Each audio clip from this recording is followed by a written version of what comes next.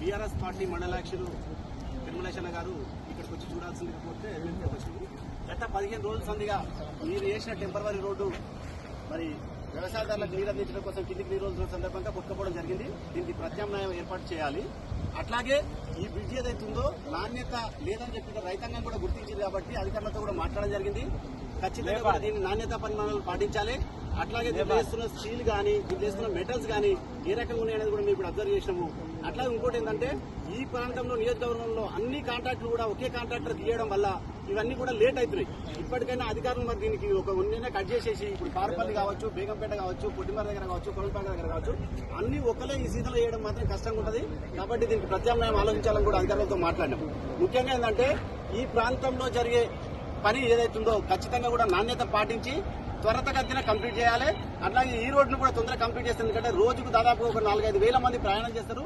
ప్రయాణికులు ఇబ్బంది పడుతున్నారు. ఎక్కడికో తిరిగి రావాలి కాబట్టి అటు బేగంపేట నుంచి వెళ్ళి ఇక్కడ మళ్ళీ రంగనాథపురం నుంచి తిరగాలి, ఇబ్బంది పడుతున్నారు కాబట్టి మండల హెడ్ క్వార్టర్ పోయే ప్రధాన దారి అట్లాగే చేర్యాలు పోయే బస్సులు కూడా ఇక్కడికి పోతాయి. కాబట్టి దీన్ని త్వరగా పూర్తి చేయాలి.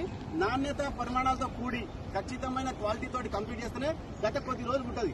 అట్లాగే ఇప్పుడు మేము అధికారులతో మాట్లాడుతున్న సందర్భంలో అధికారులు ఏమంటారు అంటే కాంట్రాక్టర్ కు నిధులు జాప్యం కావడం వల్ల పని లేట్ అవుతుందని చెప్తున్నారు. కాబట్టి స్థానిక ఎమ్మెల్యే గారు మరి ప్రభుత్వంతో మాట్లాడి ఈ కాంట్రాక్టర్ కు త్వరగా నిధులు విడుదల చేస్తే ఈ ప్రాంతంలో ఉన్న 5 బ్రిడ్జులు త్వరగా కంప్లీట్ అవుతాయని చెప్తున్నారు. కాబట్టి ఎమ్మెల్యే గారు దీనికి చొరవ తీసుకొని ఈ కాంట్రాక్టర్ కు నిధులు ఇప్పించి మంచి నాణ్యతతో ఈ పని పూర్తి చేయాల్సిందిగా కోరుతున్నాం.